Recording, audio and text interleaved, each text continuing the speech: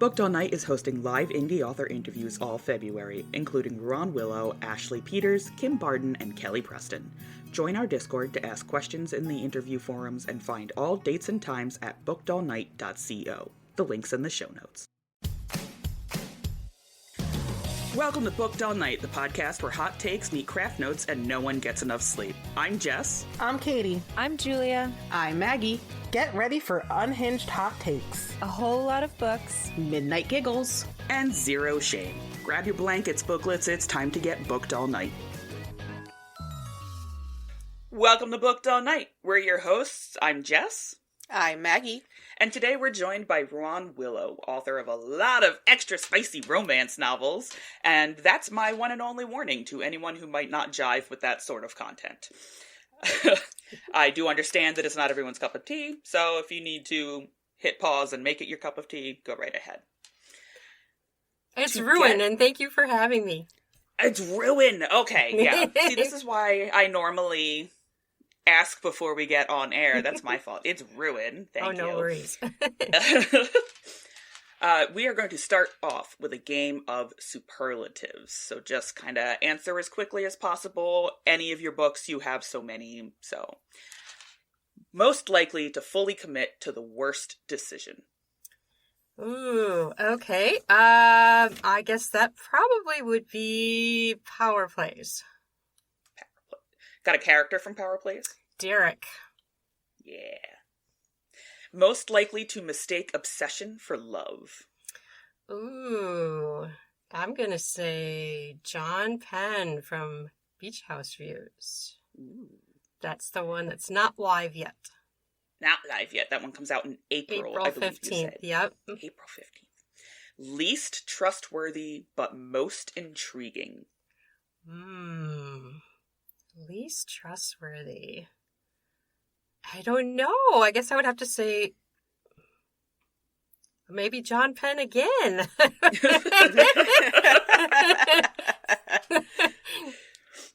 Most likely to keep secrets. Oh, I'm going to go with Neighborhood Sex Secrets, which also is published as Neighborhood Secrets for the more discreet version. In that, I would probably say Alexa. And the last one is absolutely should not ever have a key. John Penn. It's like kind of a common thread here, right? Today. Yeah, I'm sensing a theme. Yeah. So, Ruan, why don't you tell us a little bit about Beach House Views, which is your upcoming thriller / open door romance. How do those things blend together? Well, this book is really unique because there's been a few times in my life where I've actually dreamt an entire book. And I woke up and I had like the full storyline was still in my head. And I hurried and typed as fast as I could to get as much out. This book is one of those. And so when I woke up, I had the entire storyline in my head. And when I started to write it, I do like to have open door romance because to me, relationships do have sex in them and it's more genuine and authentic to have that in the books. And I just think it shows a fuller picture. It's more realistic to how most romantic relationships are because they do have intimacy in them. And so this book has all of that, but it's interesting because it was interesting to try and take it from my dream world and what I remembered from that and then to translate it into a book. I actually wrote this book back in 2020 and let it sit for this long before I decided to go back to it. And it's a stalker. John Penn is a famous author. And then we have this couple coming in and this couple they find this amazing deal on a beach house and it's like a killer deal, right? And so they're going and looking at it. Well, it is such a good deal and so amazing that they decide to take it on the spot. There's a lot of reasons why this house is so cheap. And so that's where the storyline goes from there.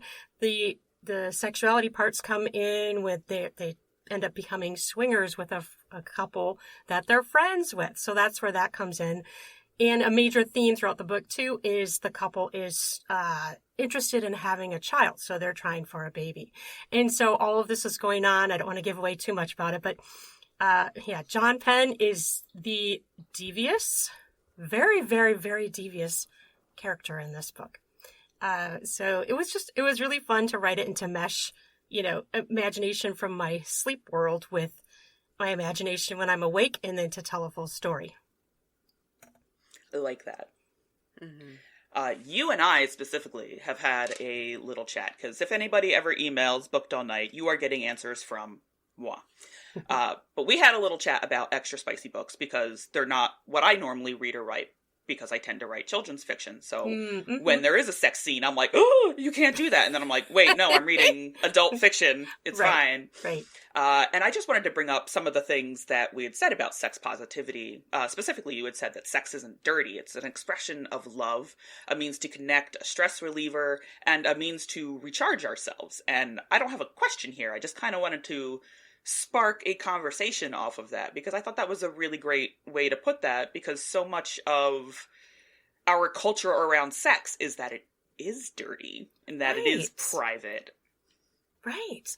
Yeah, and it's become to a point where it's shameful to talk about sex. We were actually created to have sex. Why is it so shameful? Why does it become this way? I mean, and it's really odd to me. Like, we have no qualms about touching our sensations, like touching something soft or our hair or eating a strawberry. We're all okay with those kind of sensations. They're all bodily sensations. But then when it comes to the intimate parts of our bodies, it's still sensations. It's still bodily sensations, but people have such a different opinion about that. And for me, it's our natural bodies. We were meant to do this. And so if we're basically being shamed for being what we were created to be, our humanity, we're being shamed for being human. And to me, I do not agree with that. And there's different levels of what people believe should be open and whatnot. But again, we don't need to judge others. I think that we need to stay in our own lane. If things are done consensually between people, stay in your own lane, right? Why does that matter to you? Do you care if someone eats a cheeseburger for lunch? No. But when it comes to sex, people have all these opinions, and they think that they get to spew their opinions on everyone. And I don't agree with it. I think that our culture has made it very shameful to have sex. Yet if we didn't have sex, we would have no people. We would have no culture. We would have no population, right? Like, what is this? That is one of the biggest things that I laugh at about it. I'm like, okay, so you want more babies, but you don't want to talk about sex. And I'm not sure that you understand how the two of these things connect. Right. Yeah. Okay. Yeah. It's wild. I think it's wild. And then I think it's really just terrible that people go a large portion of their lives not even understanding it, because we're so scared to teach people about their own bodies. Like, we're okay with teaching people how to exercise and run and do yoga the right way. But then when it comes to sex, it's just like, no, that's taboo, nothing. We can't talk about that at all. Like, it's weird. Why is this developed? That's what I'd like to know. I know it's religion, it's culture, but it's silly. I think, actually, a really great example of that, if anyone is watching or reading Bridgerton, just a little spoiler for season 4, but it happens in season 1, too, where Daphne, doesn't understand why she's not getting pregnant, because her husband is not finishing inside of her, and she's like, why isn't this working? Yes. And, she goes to her mother, and she's very upset. She's like, you never taught me very basic things about life. And this season, I forget the daughter's name. Hyacinth? No, not Hyacinth. Hyacinth's the end. Whatever. The current daughter who recently got married is not experiencing an orgasm. And whenever she tries to bring it up to people, they're all using metaphor. And so they're like, well, when you achieve the pinnacle, right? It's like birds flying in the wind. And she's like, what are you talking about? Plain talk. Plain talk. And so she does go to one of her peers, and she's like, do not use metaphors, do not use figurative language, tell me exactly what it is. Yes. And then they have an awkward conversation where she's like, it's a bodily experience between your legs, and then it rushes over your whole body. Mm-hmm. And she realizes that she has not had an orgasm. Right. With her husband. And I'm like, yeah, see, this is why we like, talk about these things. Right. You can't just know it, obviously. That's a perfect example. We don't just know this, you know. We literally need to be told and taught about it. Yeah. Back to Beach House views.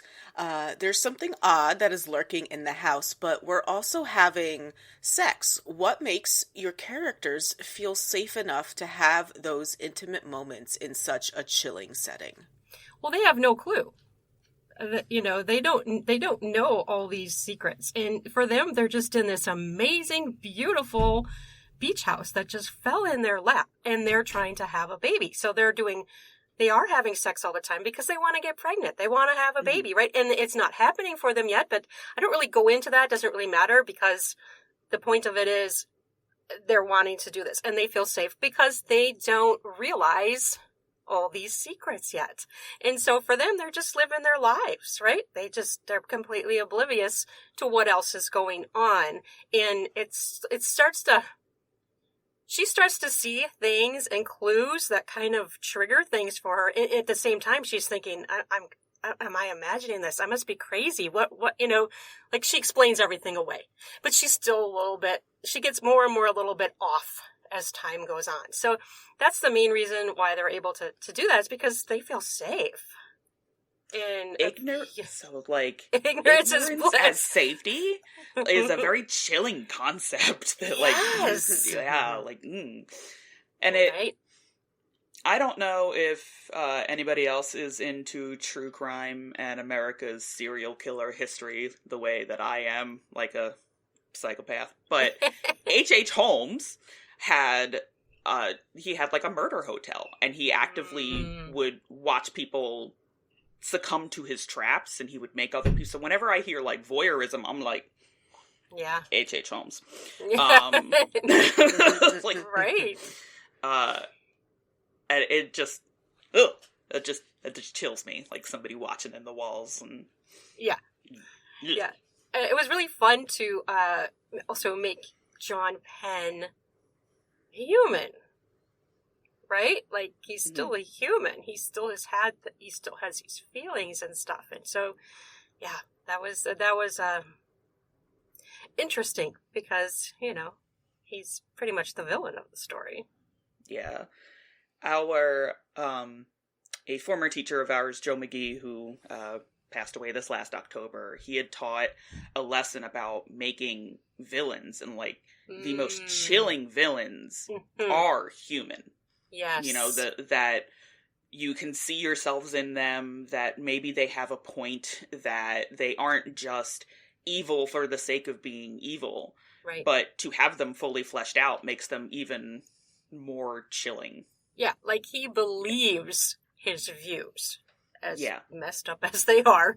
He literally believes it. And so that was interesting, too, because he has a lot of delusions about the world. And so, yeah. On that happy note, that brings us to the first game of the podcast. So we normally call this one Space 'em or Embrace 'em, but it's February and I couldn't help myself, so now it's Delete or Devour. So I've got 10 tropes and cliches from the romance genre here, and we're going to give them to you 2 at a time, and you have to decide one that you are deleting forever and one that you're saving.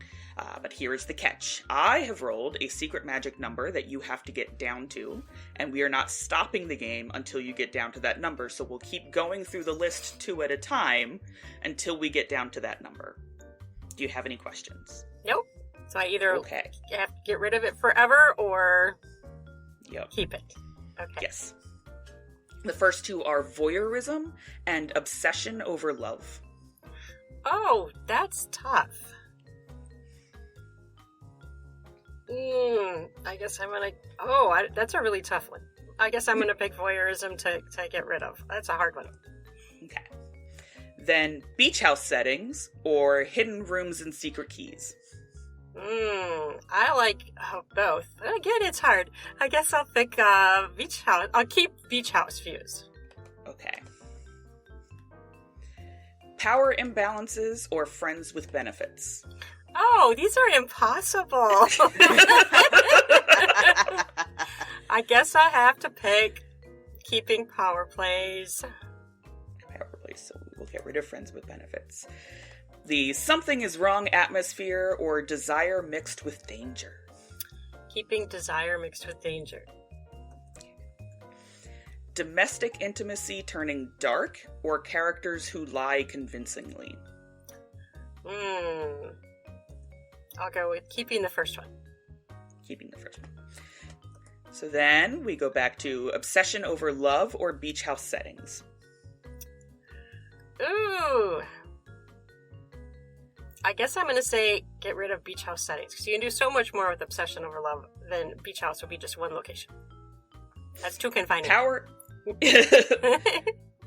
imbalances or desire mixed with danger? I'm going to say keep power plays. Okay. And domestic intimacy turning dark or obsession over love? I'm going to keep obsession over love. Okay. And that leaves you with obsession over love and power imbalances. My magic number was 2 today. That was tough. Yeah, one time I rolled a 1 and I'm like, we're going to be here forever, guys. Here we go. All right, moving back on over to the questions. This time a little bit about writing and reading. Yes, and we did talk about this a little bit before when you did say that Yes. Beach House Views had come to you as a dream and fully fledged. Yeah. I'm definitely more of a pantser. I'm not one of these people that has pages and pages of outlines. I'm very character driven. So the characters, once they exist, they kind of decide what's going to happen in the story. So I start with a little bit of an outline, and my outline may change as I'm writing, but most of the time, once I have the characters, they kind of dictate what's going to happen. Like, they're alive and they're going to do what they're going to do. Sometimes I'm surprised. Like, for instance, in Power Plays, I was very surprised how Derek became. I didn't expect that. I'm like, are you sure? This is what you're going to do? This, are you sure? Yeah, is this the pathway I want to go down? Am I sure? I don't get the choice because Derek is dictating that, right? I don't get to say, I might say, no, Derek, you're not doing it. No, that's what I'm doing. So, I do not have the say. So I'm very much more of a pantser. I have had interactions with some other authors who've said that the way I approach it is kind of like writing in a stream of consciousness. Like you're watching a movie or it's happening. I tend to write better in the mornings, and that's just because I don't have anything else in my head yet. And I like silence.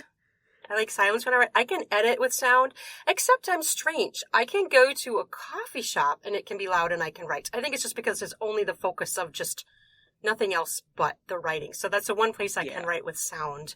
And I write pretty quickly. The most I've ever written in a morning was 8,000 words. Oh, wow. I haven't topped that yet. But yeah, I write pretty quickly. So, and I write short stories, long stories, full novels, and I also have novellas. So I kind of have that. And then I also do audiobooks. So yeah, I have quite a range of things that I do. Let's see. What else can I say about writing? I hate editing. I'm still editing Beach House Views right now, and I need to get it done so I can get it out into ARC. But it's just, to me, that's the most painful part, because I've already read the book so many times. I've already looked at it so many times, and I hate the little nitpicky things like a comma. I don't care if it needs a comma. Just put the comma in. But, I don't want to go through but I have to. But I don't want to go through and accept every stinking comma, right? But I have to. So to me, it's very tedious and boring, long, and it's just painful. It's something to get through. It's arduous. Yeah. See, I always end up craving whatever stage of writing I'm not currently in. If I'm editing, I want to be drafting. If I'm drafting, I want to be editing, Yeah. Never happy where I'm at. I collectively hate drafting. I I'm very good at getting myself up to 20,000 words, and then the decisions have to happen.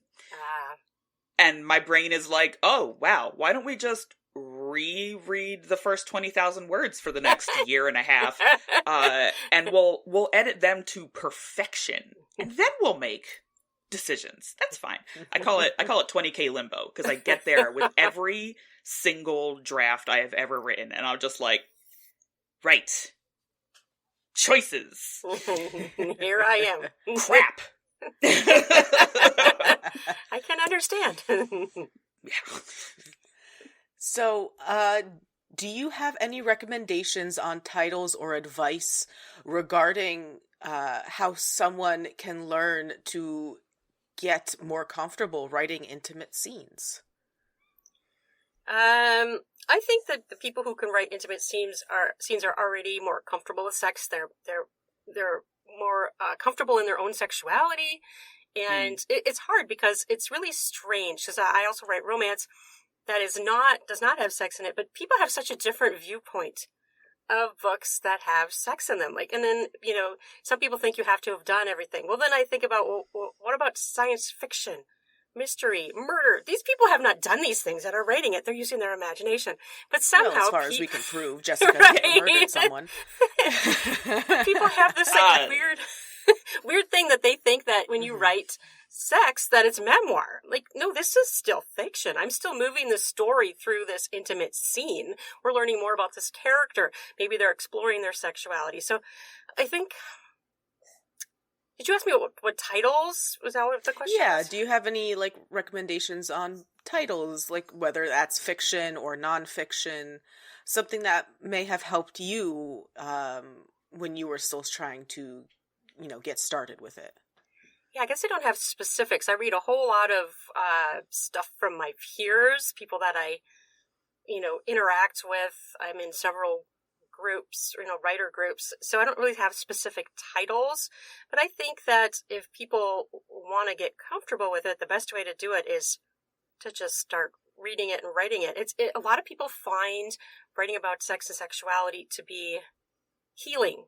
It's a way to also explore your sexuality, explore your imagination. It doesn't mean if you write something that you want to do it, right? Like that's silly. You're writing a story still. And I think that a lot of people find it very healing to read something maybe similar to what they went through or what they want to go through, because it's in a safe environment, right? You're not actually doing this stuff. You're reading about it. And so many people will talk about, even using the word smut. Smut can be so healing because it's a safe place. Maybe it's a character that takes care of the female character in a way that person in real life has never had. It's a safety. It's so many people talk about it being healing and a safe place to grow and heal and feel safe and still learn more about your own sexuality. Think about what would I want to do in real life. Some people use it as foreplay as couples. That's a thing too. So I guess I don't have any specific titles. Well, if you don't have any specific titles, what authors would you say have had the most effect on your writing? Oh, that's hard to say too, because I've read so much. I really do like to read a lot of my peers, like Hank Dalworth, Lacey Cross. Let's see, who else can I think? There's just so many people because I'm in so many different groups. I can't even think of Shout names. out time. Yeah. Kristen Lance. I mean, there's just so many people. And what I think is interesting is that there's so many people, and there's different niches too. Like a lot of those people that I just mentioned, they write a lot of shorts, a lot of novellas and shorts. And I tend to read a little bit more of those just because I have less time because I'm trying to do all my own content. So I read less actual full-length novels just because I don't, if I do that, I feel like if I do too much reading, then I'm not writing. Mm-hmm. But I don't want to not read either. So there's got to be a balance. Yeah. That balance is really, very hard to keep. Where it's like, I want to, like, regardless of what you're writing, where it's like, okay, I want to read, new titles and also popular titles because I want to see where my genre is going. I want to see where writing is going. But also, I need to dedicate some time to myself to do my writing, but I also don't want to read too heavily to the point that I'm mimicking this author and losing my own voice. And, like, it's just this constant juggle to remain yourself in your art. Right. And it's hard. It is. I feel like everything I read, it does, like, teach me a little bit. It gives me a new idea. But yeah, also, like you're saying, you don't want to completely lose your voice either. Yeah. Because we are influenced by, like, osmosis when we read it, right? Like, it's just going to happen. It's just going to impact us. It's just the way it is. Yeah, you don't get a choice. Like, even if you don't like it, it's going to, it's impacting you. Yeah. Even if it's teaching you, like, I don't like that. I don't like that presentation. I don't like that world building. I don't like where that comma is. Like, it doesn't matter. Right. It's going to influence you. Yep, it is, completely.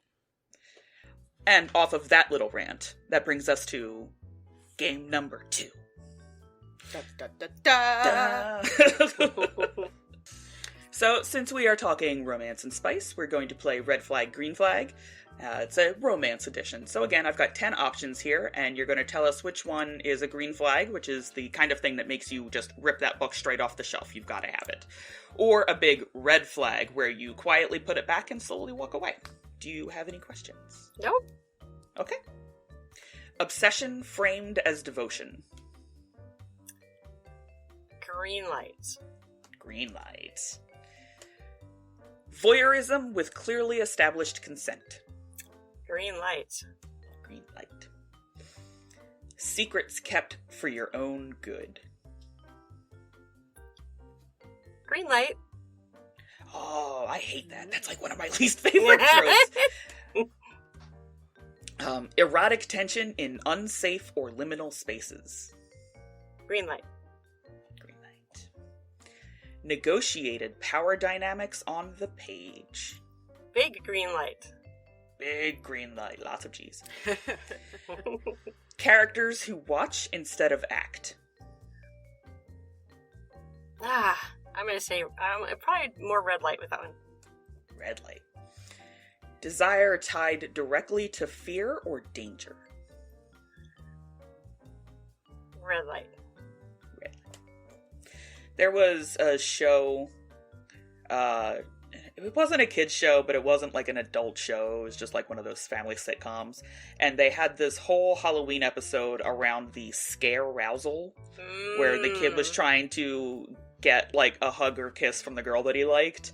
And I'm like, that's like really weird, dude. Why don't you just talk to her? Right. You're like traumatized when you're Yeah. Going the opposite way here. Yeah. Marriage as a setting for darkness.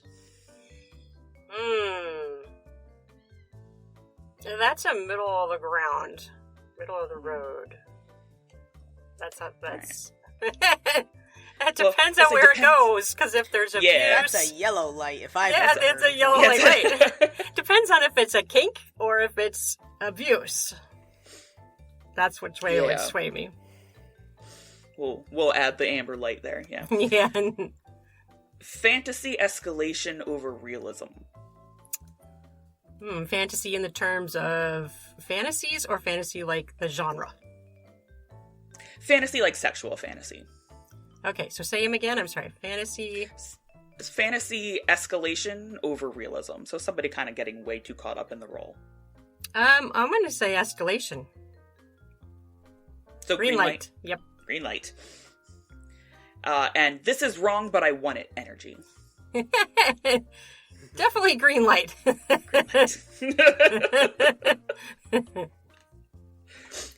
Nice. And then this last section is absolute unhinged nonsense. And these are some of my favorite questions that we ask here at the podcast. All right. So, number 1, one of your books is accidentally adapted into a high-end baking show. What is being baked, and why does it make everyone deeply uncomfortable? Okay. I think I'm going to say power plays, and they're cooking Eclairs that look like a body part. No further elaboration needed, right? Cream-filled eclairs, of course. Just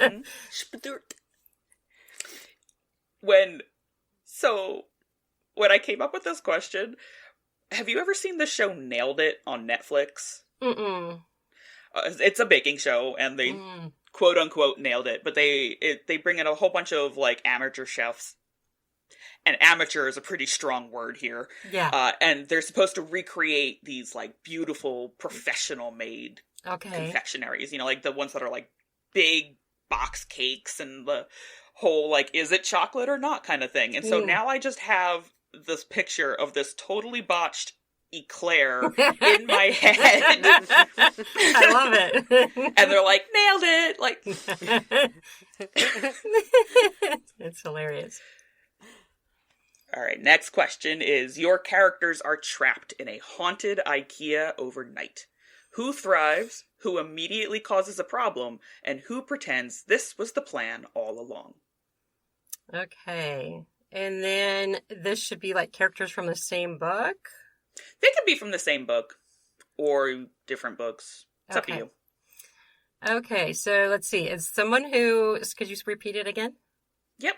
So someone who thrives, someone who immediately causes a problem, and someone who pretends that this was the plan all along.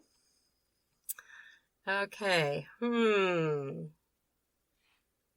I guess I'll go with my Servicing the Workmen book. And we'll say that John... I have another John. Different John. Not the same John. This is a good John. All these Johns. I know, right? This is a good John. John is, this is the plan all along. And Anderson is the one, I think, that would be...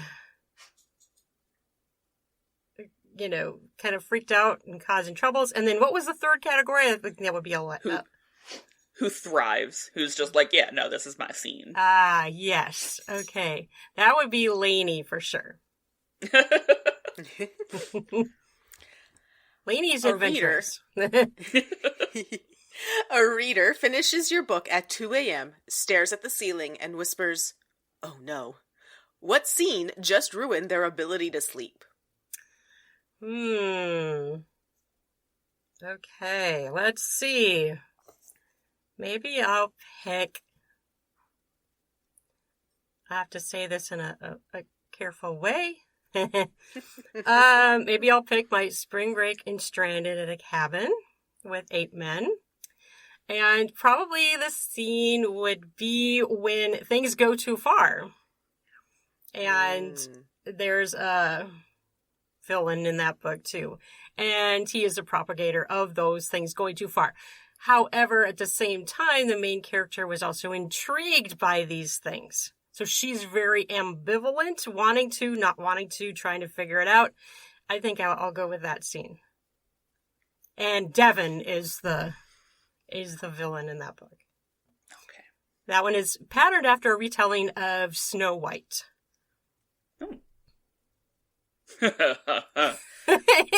Except it has 8 sexy doctor students.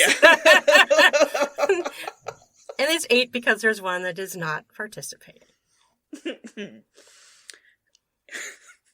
Oh, sorry, I'm 12. Let me get the giggles out. Okay. This next one is one of my favorite Unhinged questions, and it is, your book gets made into a Muppets movie. Who plays who, and who is the only human character?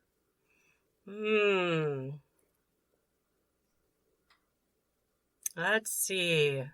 So this probably need to be one with multiple characters. I'm gonna pick Power Plays, and the one who stays as a human is gonna be Mallory. The other ones will be Muppets. The main character. Well, yeah, all of them would be Muppets, right? So all the rest, yeah. I'm gonna go with that. Can you cast a Kermit or Miss Piggy? Okay. I would say Kermit is probably Max, and Miss Piggy's probably Derek. And who's Michael Caine? I'm sorry, that's the wrong one. All right. What are the worst and or favorite imaginary places to have sex? For my characters? Mm-hmm. Or for you personally. We'll get real intimate here at the end of the pod. It's fine. Well, I think I'm going to go with Deception Snare, which is my one romantasy. And that one is really fun because they have this special island that it takes place part on the land and part in the sea. And they have this really special island that people in the sea really only know about. And it's partially underwater. So if humans were to walk on it, their legs would be immersed in water.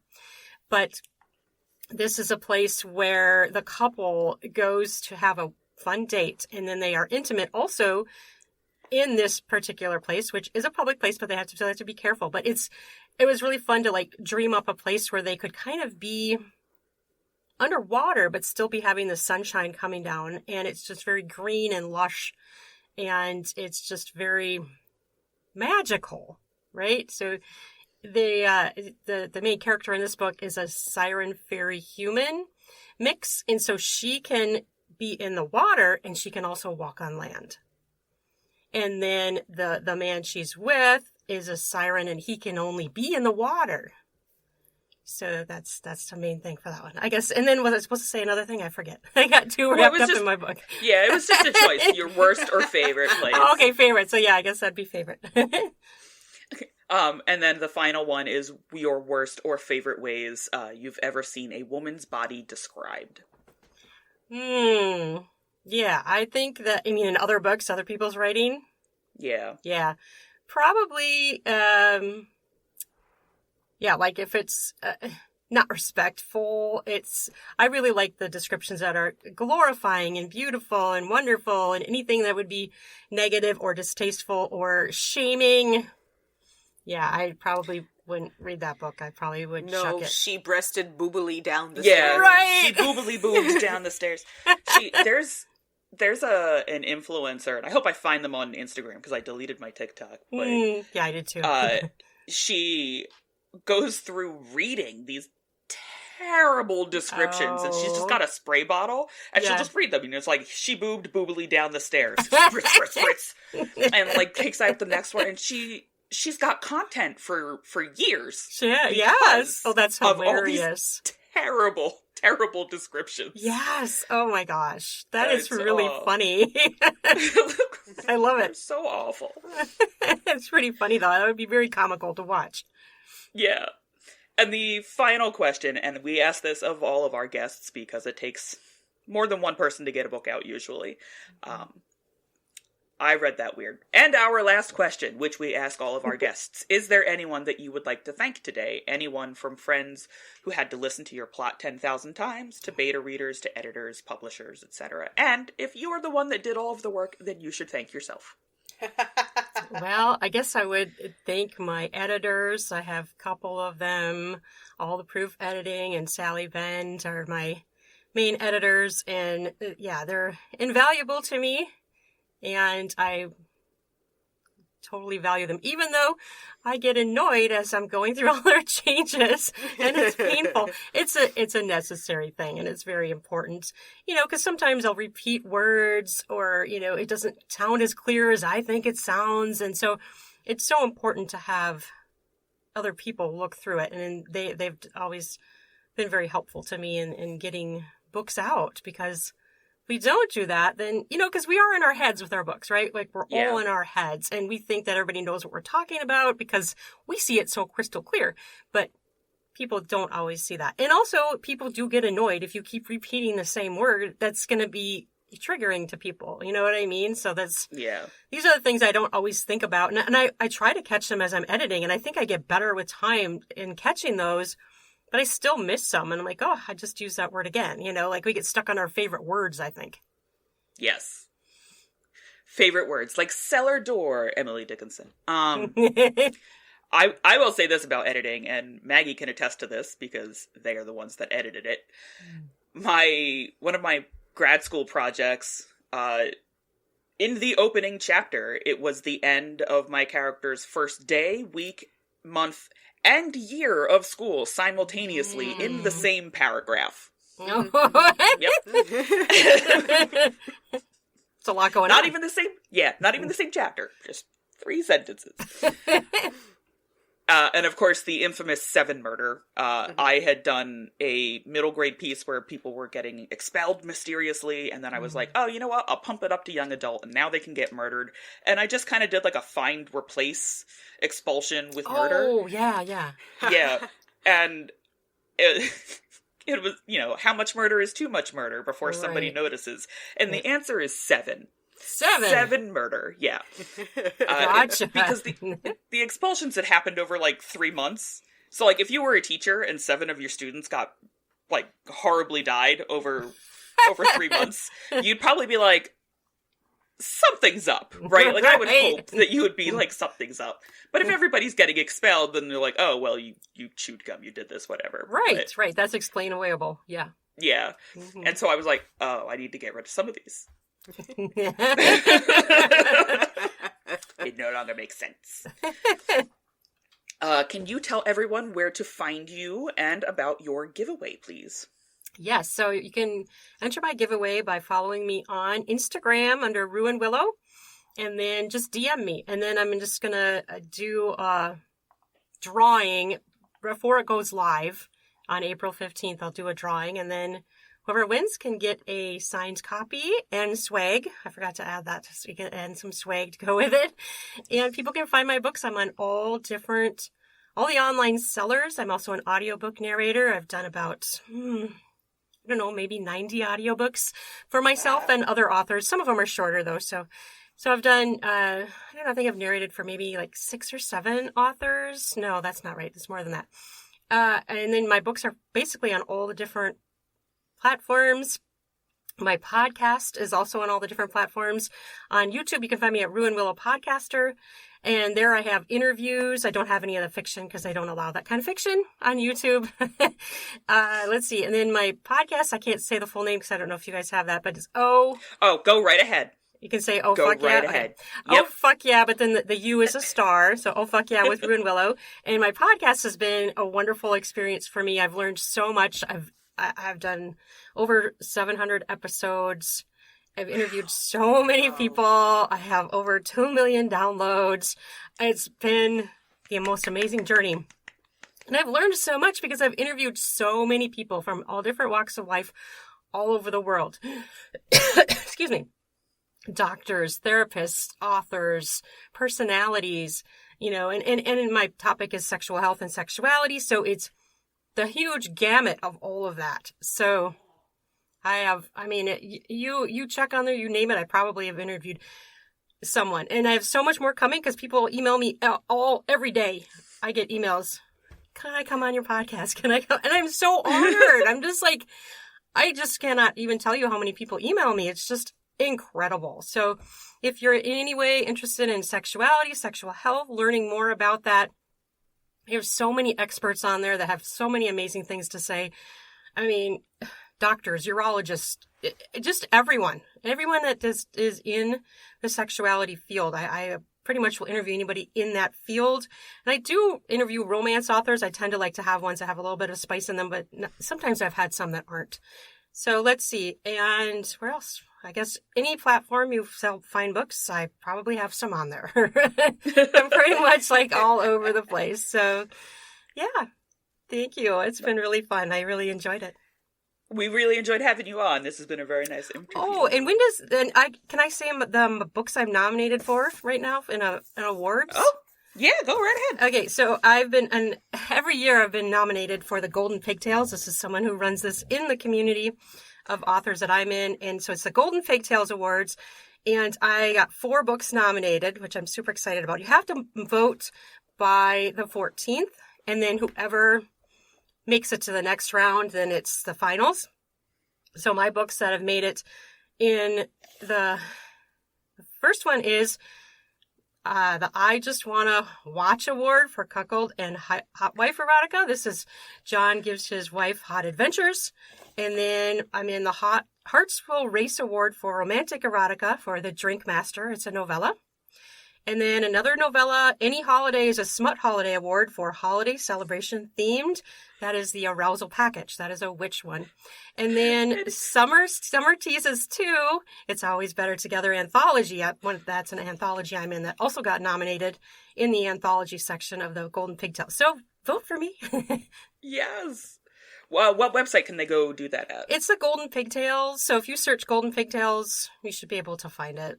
So Okay. she has it on her site, and Alexis Summers is her name, and she runs this award ceremony or award event, I guess, every year this time. Lovely. Every holiday is a smut holiday. I know. It's so fun just to even be nominated, because people just randomly, nominate your books, and then if you get enough nominations from people, then you make it into the first round, and then you move on to the finals if you get enough to move on. So, well, I wish you luck. That sounds like a Thank lot you. of fun and a big honor to be nominated by community, and absolutely. so great. Yes. Thanks for staying up with us. Follow us on Instagram and Threads at BookedAllNightPod. Drop a comment to let us know what you thought of today's show, and join our Discord server for giveaways, excerpts, and more. It's still in the works, but we're aiming for 100 members. Catch our live author interviews on YouTube and leave a question for our guests on our Discord server. Check out our shop and website at bookedallnight.co. And if you're loving the chaos, don't forget to rate us 5 stars. Until next time, booklets, remember, stay booked all night.